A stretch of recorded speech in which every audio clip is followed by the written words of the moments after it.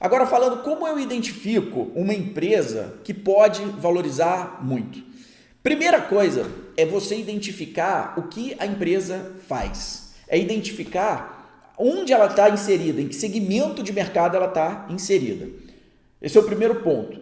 Porque é muito claro, né, para qualquer pessoa aqui, saber que existem setores que são muito mais maduros do que outros. Por exemplo, celulose é um setor extremamente maduro. Ninguém duvida que o setor de celulose é um setor que está em franco crescimento. Dado um segmento de mercado, um setor maduro, eu teria que, se eu quero multiplicar dinheiro dentro desse segmento, eu tenho que procurar por empresas que são menores dentro do segmento maduro. Facilita a análise. Por quê? Porque um segmento maduro, você tem mais informação, você conhece mais o segmento. E aí não adianta querer multiplicar com a gigante do setor, porque ela não tem capacidade de te entregar isso. Você vai buscar multiplicar com uma empresa menor dentro de um segmento maduro. É o maior potencial de valorização? Sim e não. A gente tem um exemplo prático no segmento de petróleo, aonde nós tínhamos a Petrobras e tivemos a Prio, que é uma empresa bem menor, muito menor do que a Petrobras, atua no mesmo segmento da Petrobras, extraindo petróleo e valorizou, teve uma rentabilidade infinitamente maior do que a Petrobras, porque fizeram o dever de casa, entregaram o lift cost menor, ou seja, custo de extração menor, crescimento de produção em campos onde era muito barato tirar petróleo. Com isso, a empresa explode em rentabilidade e o preço da ação multiplica absurdamente nos últimos anos. Então eu peguei um segmento maduro e quando eu vou olhar para esse segmento, eu procurei empresa menor para que ela pudesse crescer no próprio negócio. Veja bem que, em última análise, é a empresa.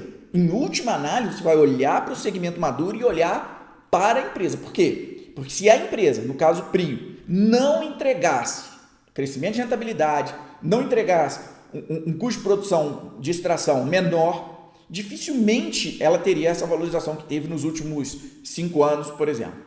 Ok? Esse é o primeiro ponto. Agora, você pode olhar para segmentos, para setores que não são tão maduros e que pode crescer absurdamente. Por exemplo, o setor de tecnologia, você pode olhar para uma Valide.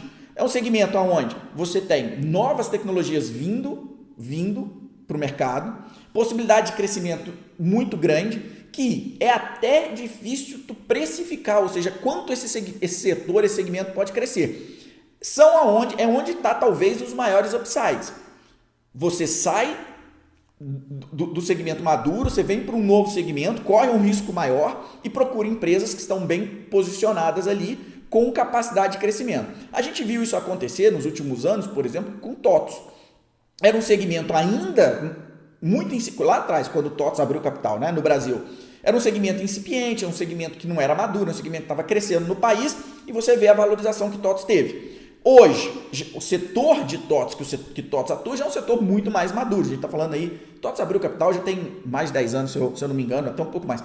Já é um segmento extremamente maduro, onde é mais difícil você ver uma multiplicação. Então, primeiro ponto é achar companhias que são menores. Por quê? Vale, Petro, para elas dobrarem de tamanho é muito difícil. Gerdau, para dobrar de tamanho, é muito difícil. Porque é igual você pegar ali o seu Joaquim, que tem um boteco na esquina. Para ele dobrar o tamanho da empresa dele, é só abrir um outro boteco na outra esquina. Pronto, o seu Joaquim agora dobrou de tamanho a empresa dele. Agora, uma loja Renner, com um monte de loja espalhada pelo Brasil, se ela abrir mais uma loja num shopping, quanto que isso representa na receita? É baixo, não mudou nada. Ela tem que abrir muitas lojas. Então, uma empresa menor sempre terá a chance de valorizar muito mais. Para isso, você está embutindo risco na tua carteira, na tua compra, na tua análise. E se isso está dentro de um segmento, que também no Brasil não tem tantos segmentos assim, ainda não maduros, mas está dentro de um segmento que está em crescimento, o agronegócio é um segmento que está franco crescimento, né? Logística no Brasil é um segmento que está em crescimento, ainda é pulverizado, ainda é incipiente. Então, você acha uma empresa menor, fazendo um bom trabalho dentro de um segmento desse, a sua chance de valorizar, de crescimento de capital aumenta muito. Existe ainda uma terceira modalidade de análise para encontrar alguém que vai valorizar muito, é quando você acha uma empresa que não necessariamente tem um segmento muito claro, mas que ela tem um diferencial competitivo e que pode entregar resultados para o mercado absurdos. Isso pode acontecer.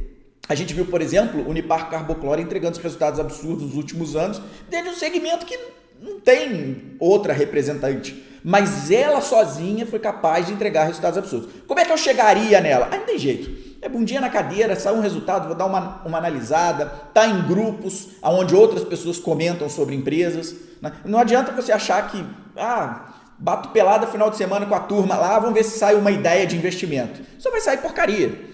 Agora, se você está dentro de um grupo onde as pessoas só falam de investimentos, especificamente de ações, tem que ser gente mais qualificada. Né? Não estou falando aqui de renda fixa. Vamos bater um papo sobre previdência privada, esquece, não vai sair nome interessante. Tem que ser pessoas, grupo, onde as pessoas debatam sobre empresa A, B, C ou D. Estudei uma empresa aqui, outra ali. Né? Então, esse tipo de convívio começa a surgir nome, porque vamos lá. Às vezes, Felipe, às vezes não. Eu não consigo analisar mais do que 15, 20 empresas. Para eu colocar uma a mais, dá uma olhada na empresa tal aí, Gustavo. Não dá, porque assim, eu preciso de um tempo para parar.